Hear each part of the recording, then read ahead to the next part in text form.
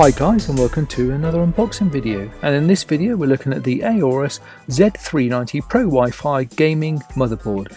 It's made by Gigabyte.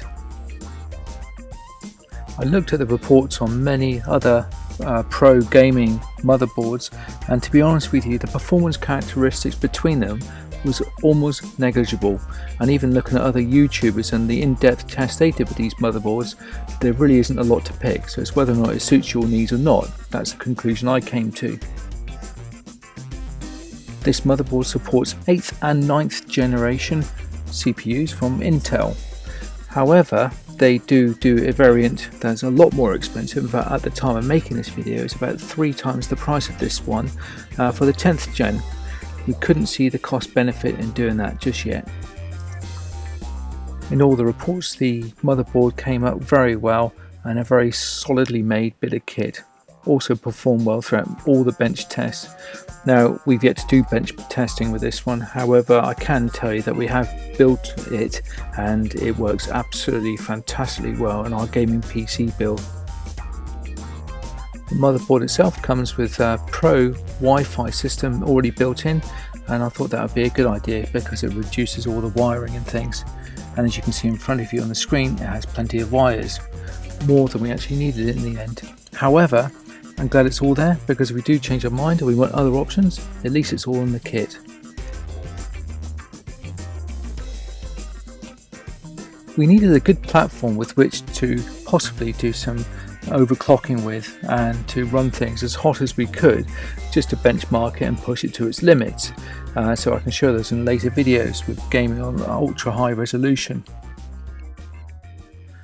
So in essence, the motherboard itself had to have proven itself in the marketplace and be a good reliable platform, and many people have used it before and they rave on about it, and hopefully we're going to be one of those people who rave on about it. The instructions that come with this motherboard are clear and easy to follow. I didn't realise, but at the time of making this video I would have had to almost memorise this back to front. I'm joking really, it's not that bad, but you certainly need to be able to refer to it throughout the PC build if you're not familiar with these types of components.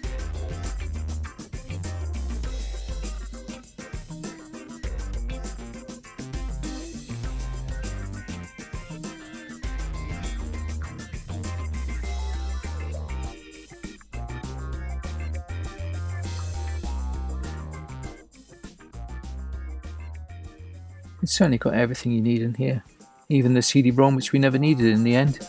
You might do, but we didn't. We just went online, did everything.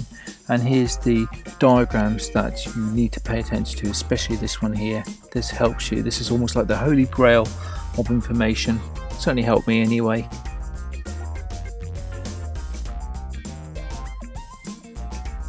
And some last minute wires, all to do with getting temperature readings. Now we've got this thing that looks like a plectrum. I might use it for my guitar. It's actually a nice little sticker, that. Quite like that. Now there's another thermal wire. So we've got a lot of stuff in there. All good. Nicely packaged. Lovely. Which is just as well, because when it did arrive, it only had a sticker on the outside of the box. So everyone could have helped themselves to everything inside, but luckily everything was intact.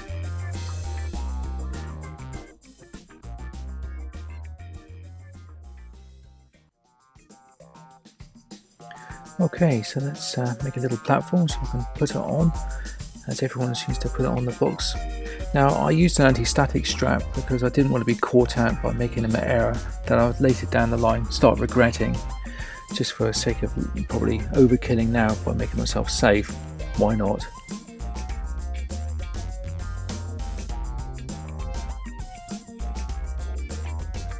Okay, so my first test is to take it out of its anti-static bag. Gosh, tape, that's the first hurdle. So what do I do now? Panic stations are setting in. Do I need an instruction booklet? No, I just need scissors, thank God for that. Well, this is well within my capability and yours too. This is just called unraveling something.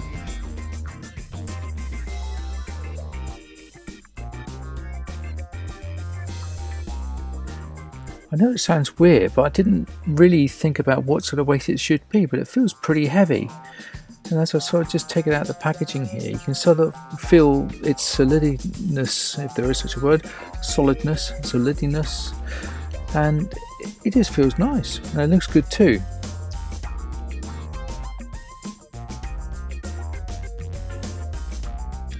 I'm now going to start twisting it around in front of the screen just so you can have a good idea about what it looks like. I have a rough idea what a lot of these things are. This is obviously where you put the RAM. As I start to lift this up just so you can see it's part of the cooling shielding there that everyone raves on about. So it's pretty good. There's a closer look there. So it's DDR4 and it's socket 1151 rather, and supports up to 9th generation. So it says what it says on the box, which is good.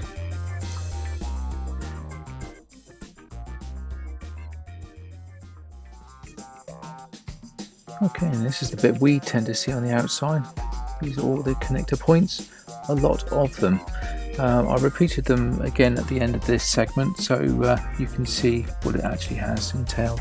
There's a lot, more than I could ever need, to be honest with you. So I like the connectors, I like the way it's color coded, and it's finished off nice so it looks nice on the back of the PC.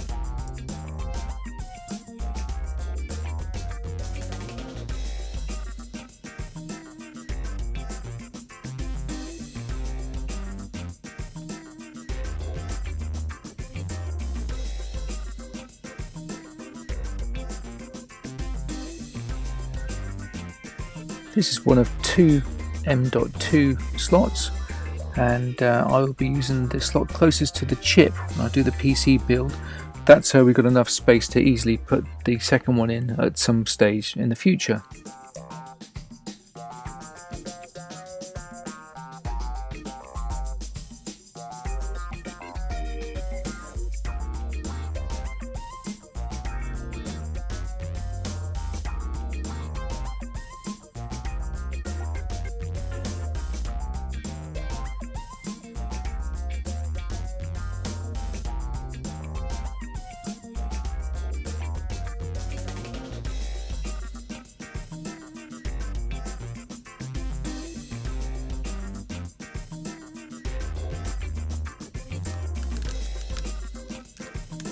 I know it sounds daft to say this, but it really is important to make sure you get rid of every element of this plastic film, because you will regret it.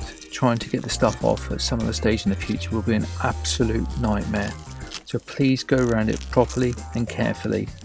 The amount of people I've heard who've actually left some of this on and can't get it off again, or leaves such a mark, or it stinks, it smells, or it smoulders, is more than it should be. Just because you're not being careful taking everything off. Just make sure it's all off.